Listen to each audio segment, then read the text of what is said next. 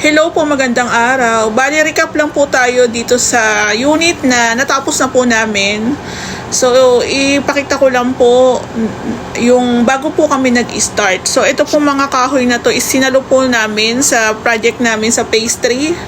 So, kung bibili po kayo ng kahoy para po sa isang Angeli SF back and front extension, nasa 10K pataas din po aabutin yung materialis natin para sa pinolik tsaka po sa mga coco lumber.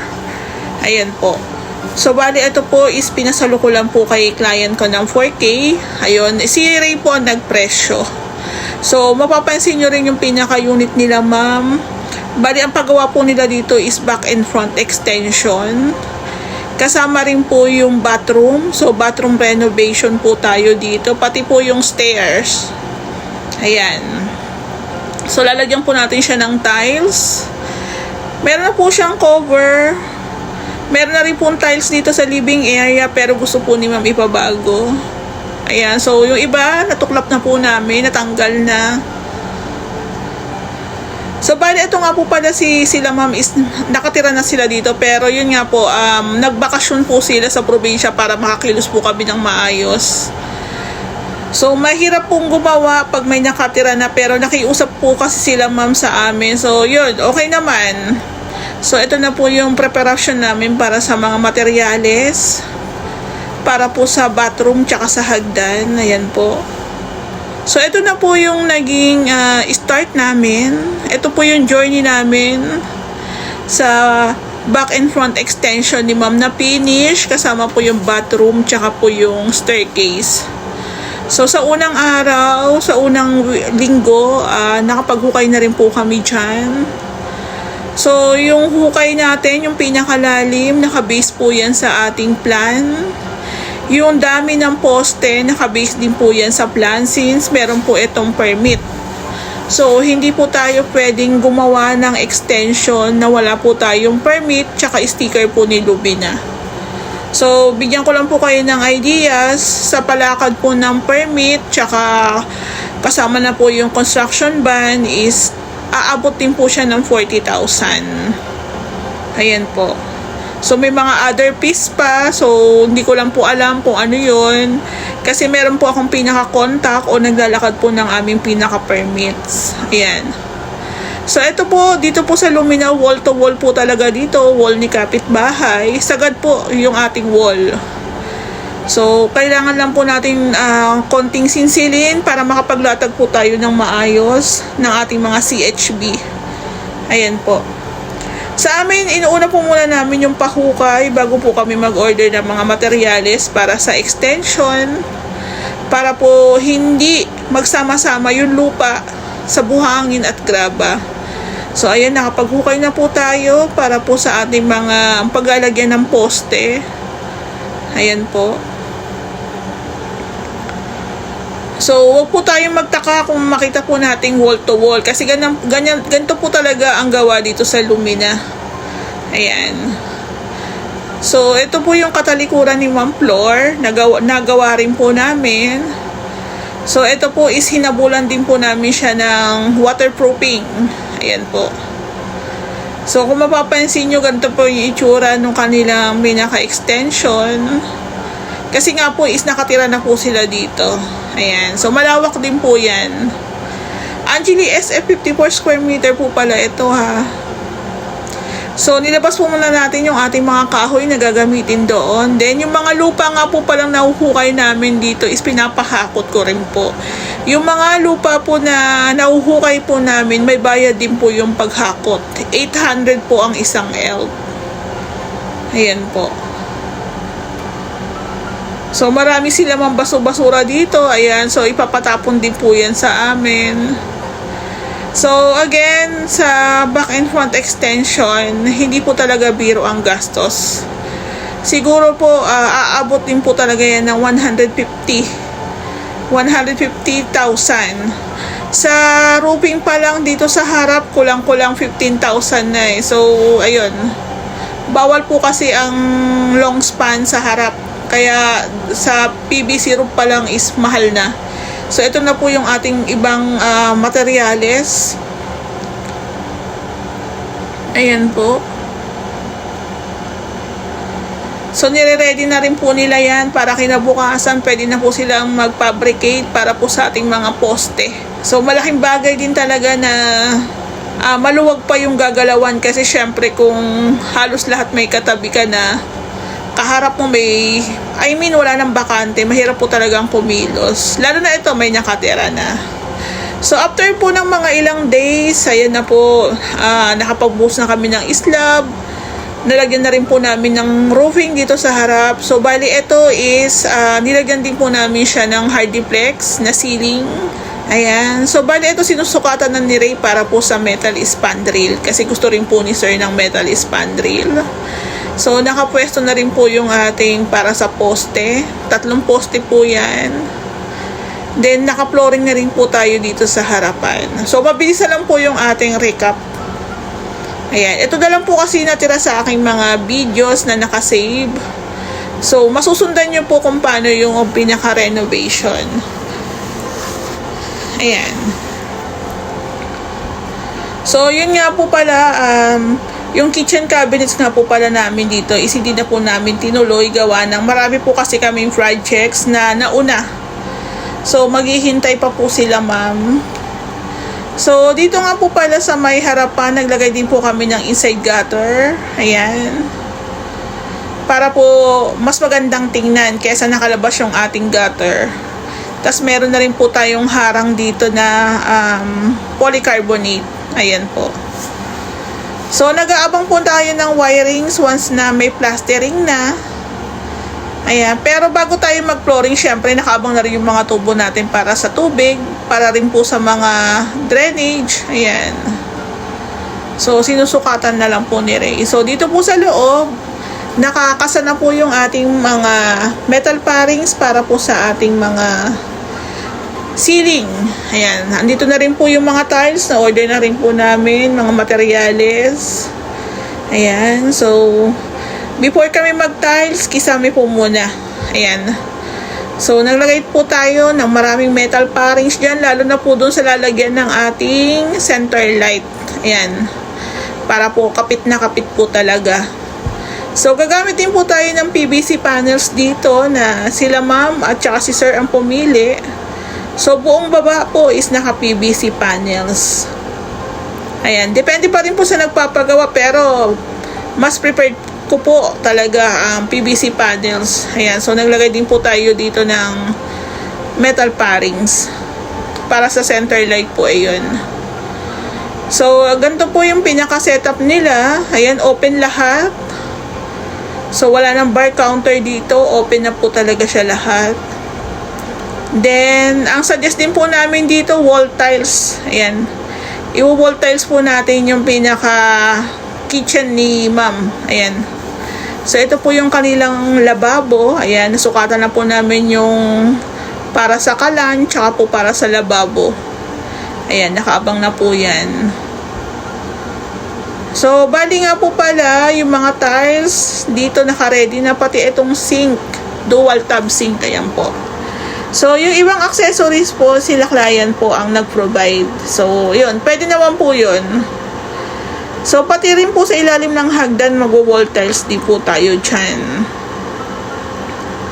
So, dito nga po pala sa lababo, medyo naliitan si sir. So, nagpa-add po sila niyan ng mga konti pa. Ayan. So, naglagay din po tayo ng tubo dito para po sa slab yan. Para yung tubig na babagsak, tubig ulan na babagsak is kahit paano mababawasan dahil dadaan na po yan dito. Ayan, connected na po siya doon sa labas. So, may mga ikikinis na lang po tayo dyan. Ayan. Tapos, magsiset up na rin po tayo ng mga metal parings para sa kitchen area naman. So, meron tayong mini cove dito. Tapos, meron tayong malaking cove naman sa living area. Tapos, flat ceiling na lang po sa kitchen. Ayan po. Ayan, ipipinish na lang po natin yan. So, malaki po talaga ang gastusan pagdating sa extension kahit bird type pa lang. So, what more kung kasama po yung finish. Ayan. So, eto na po siya after ilang buwan. Ayan, no. Okay na po yung ating gate. Ayan, ita-turn over na po namin siya kay ma'am. So, bali, isi-share ko po sa inyo, ito-total ko po kung magkano po inabot ng materials dito sa unit nila, sir. Then, PM nyo po ako sa naging labor namin para sa back and front finish. Ayan, finish po yung back and front extension. Kadalasan kasi meron kaming gawang back and front extension bird type lang. So, ikumpara naman natin yung back and front extension finish pero wala po siyang kitchen cabinets. So, kung mapapansin nyo po dito, talagang ginastosan din talaga. Ang front extension natin is meron din po siyang deco stone, combination po siya ng tiles. Then, meron din po siyang pa-drainage dito na may rampa tsaka step. Ayan, so combination din po yan. Ayan, so bali, meron din po tayong pedestrian gate. Ayan. Yung main gate natin, nilagyan namin ng pedestrian gate. Ayan po yung gusto ng may-ari. So, ganyan po ang peg niya. Ayan, naka-metal spandrel din po tayo dito. Tapos, meron din po tayong mga ilaw na in-install. Bali, downlight po siya. So, mas preferred namin yung downlight kesa sa pin lights po kasi ito po is metal. So, sayang naman kung uukain natin o bubutasan. So, pagdating po sa design ng gate, si client po ang pumili niyan. Then, sa combination po ng color, sila rin po yung pumili black and brown. So, dito na po tayo sa loob.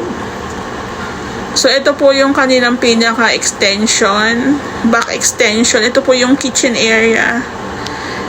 So, buong baba hanggang bathroom is naka-PVC panels tayo. Ayan po. So, ang kagandaan po sa PVC panels, wala na po tayong gagawing pagpipintura dyan. So, nakatipid na rin po tayo kahit paano. So, yung kanilang countertop, pinahabaan po nila kasi medyo nag-alangan po sila sa sukat, masyadong maliit. Ayan po. So, ito na po yung ating mini cove. Okay na. Naka-wall tiles po tayo dito sa buong kitchen area. Ayan. So, meron tayong mini cove tsaka big cove. Ayan, naka-PVC panels po tayo. Sila sir din po ang pumili niyan. Then, nakapintura na rin po tayo dito. So, yung ginamit po nilang pintura dito sa may hagdan is may pagka-light gray. Ayan po. Tapos, dito naman po sa pinakababa is cream. Cream naman po. Sila po ang nagpatimpla. Ayan. So, buksan lang po natin yung ating center light. Ayan po. Ito pagdating po sa center light dito sa cove ceiling, mas prepared po namin yung ganyan na lang po. Wag na po yung parang pendant light. So, pagdating po sa tile, 60 by 60 po yan.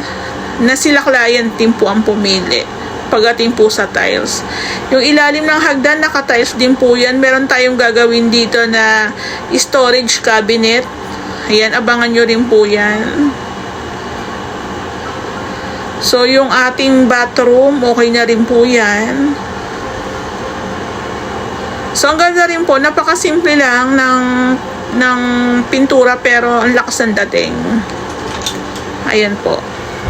So, kung mapapansin nyo, may mga iilang gamit na kasi nga po, is lilipatan na rin po nila itong kanilang unit, gawa ng bali, nag-rent lang po sila.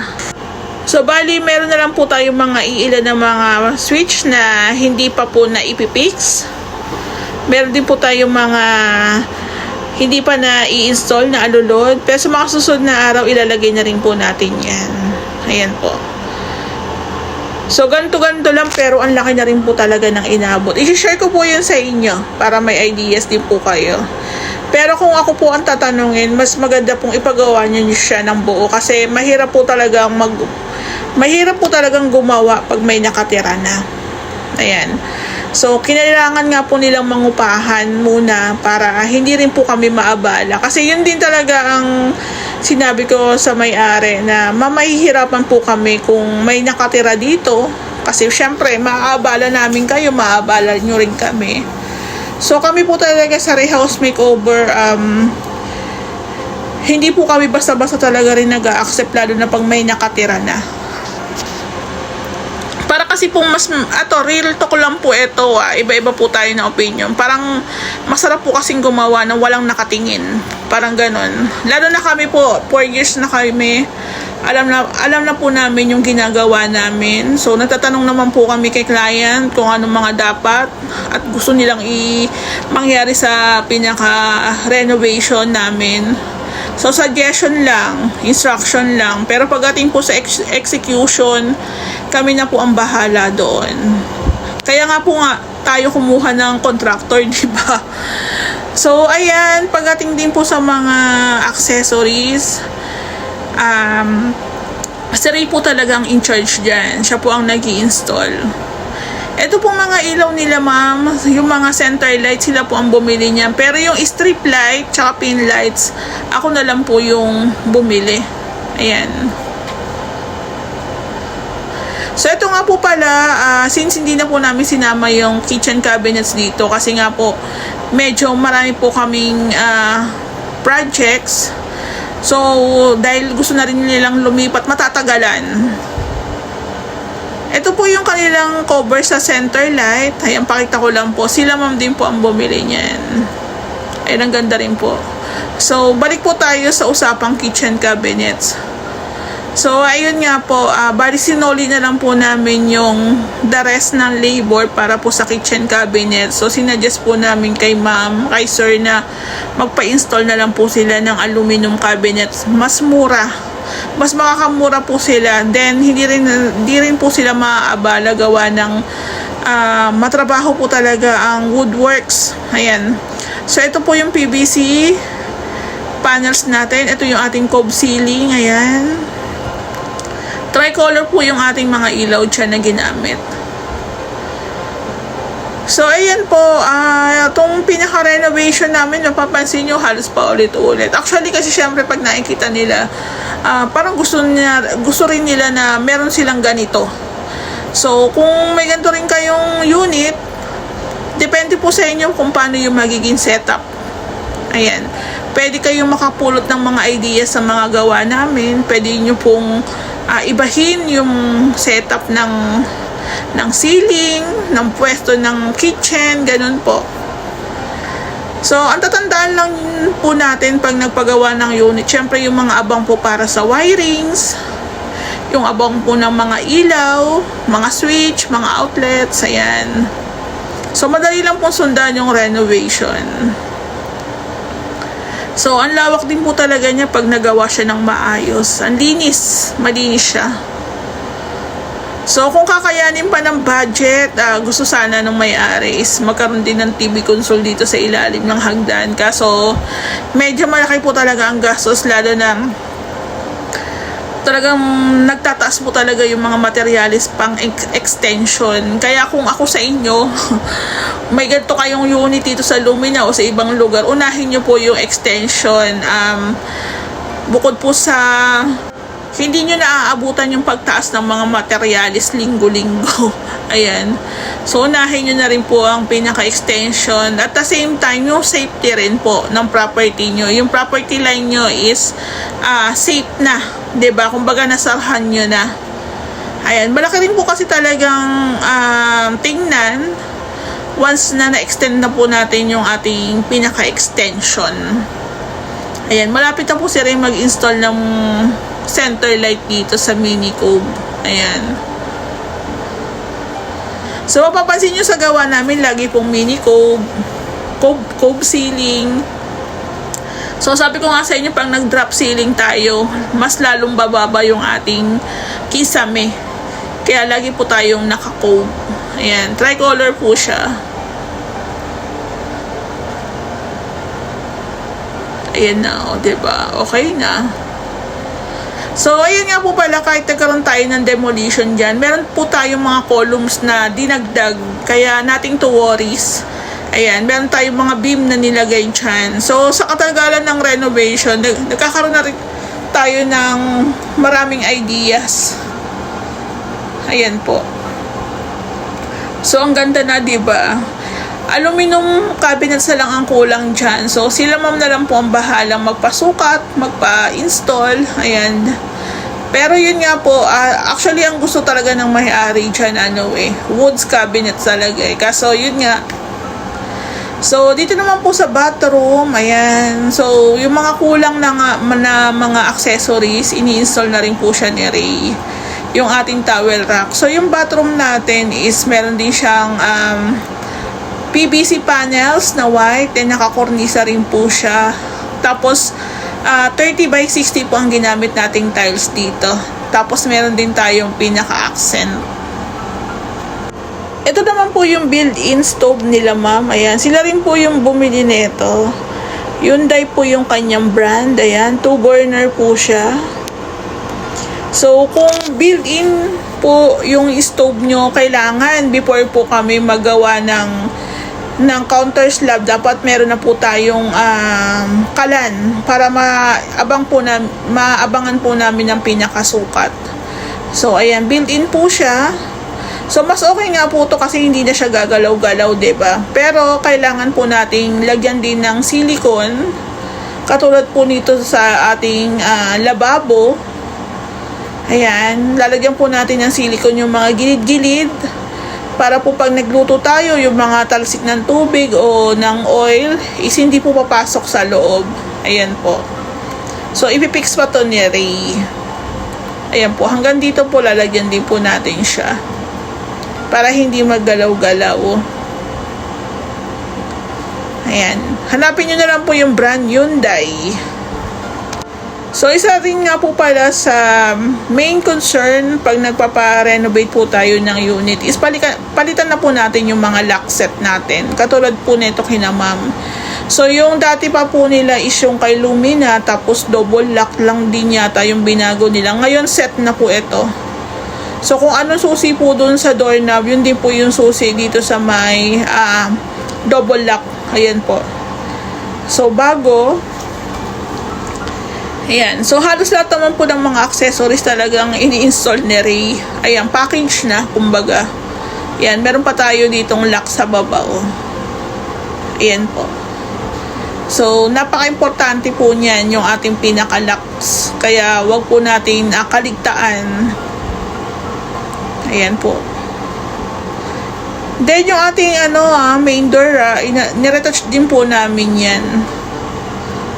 Same lang din po dito sa ito po yung back door na ang bukas po niya is palabas naman po siya. Ayan, so dilalagyan din po ni Ray ng bagong locks, ng bagong lock po, ayan, doorknob, I mean. Then na-retouch rin po to ng pintura para malinis po siyang tingnan. So, ayan, nakikita nyo sa pinakagawa namin, pwede nyong gawing combination. Yung iba po, may pinto, may bintana. Yung iba naman, puro bintana na lang. So, bali, ito na po yung itsura niya. Ganda-ganda na talaga. Actually, natutuwa ako sa mga renovation namin dito sa Lumina, lalo na yung mga gates. Kasi, we make sure talaga na magkakaiba sila ng design. Ayaw namin ng pare-parehas. So, minsan nakikita ni clients, ay gusto ko rin ganon. So, nagsasuggest po kami para kahit paano, maiba po. So, ayan, pwede po kayong, again, lagi ko naman po sinasabi na yung mga ideas namin dito sa Ray House Makeover, sinishare po talaga namin yan sa inyo. Ayan, katulad po neto. Yung main gate natin is merong pedestrian. So, baka sa mga susunod na gawa namin, puro ganito naman. 'Di ba? Isang main gate na merong pedestrian. So, medyo matrabaho rin talaga. So, pagdating po sa design ng gate, pwede na po kayong pumili kung ano yung pinakagusto nyo. So, sa tapat po ng pedestrian gate, meron tayong step. Ayan, step po ng ginawa natin dyan. Tapos, lalagyan po natin siya ng drainage. Ayan. So, dito naman po meron tayong rampa para po sa motor o kaya sa e-bike. O, diba? Combination. So, first time din po ito sa amin. So, pwede nyo rin pong gayahin. Pwede rin nyo pong i-apply sa inyong mga units. Ayan. So, meron din po tayo ditong drainage. Meron din po tayong plant box. So, package na. Package na po talaga yung pinakagawa namin. So, again, pwede nyo rin gayahin yung mga combination na yan. Kung anong mas bet nyo. Pero sabi ko nga sa inyo is front extension kailangan pasabog na rin talaga eh. Maganda na rin talaga ang datingan. So, yung ilaw po nila dito sa poste, Batman style, sila man po ang pumili niyan. Ayan, naganda rin. Mas bet ko yung ganito. Maliit lang. Hindi po masyadong annoying kung sobrang lalaki naman, 'di ba? Tapos nakamoldura din po tayo dyan. Ayan po. So, binagay ko lang po yung kulay ng gate sa tiles. Tsaka po sa metal spandrel. Halos hindi naman po siya naglalayo. Ganda. So, sayang nga lang kung hindi pa sila ma'am nakatira at hindi pa gawa yung unit nila. Siguro ang ganda lalo nito kung isang buong unit namin siyang ginawa. So, bali, ito na nga po yung ating pa-drainage. Ito na lang po yung huli namin gagawin. So, si Kuya Bok po ang aming tagagawa ng gate. Yan, ng mga welding works. Siya po.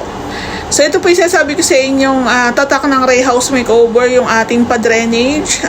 Ginamitan lang po namin yan ng angle bar tsaka ng 12mm na bakal. Ayan po. So, bakal pa nga lang po sobrang mahal na. Kaya, wag na po tayo magtaka kung halimbawa, nagtaas na po talaga pagdating po sa materyales. Kasi ako mismong contractor, talagang ako ang bumibili ng mga materyales.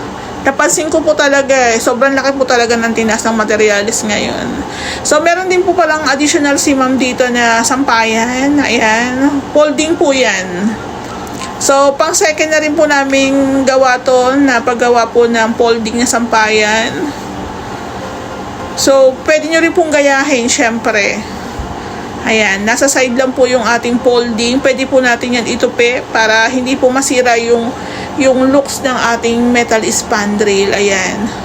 So, ang galing po, diba? Ang galing ng ideas. Ayan, Tatak Ray House Makeover din po yung ating sampayan na yan. So, naka-ready na yung ating materials para sa cabinets po, para sa stair.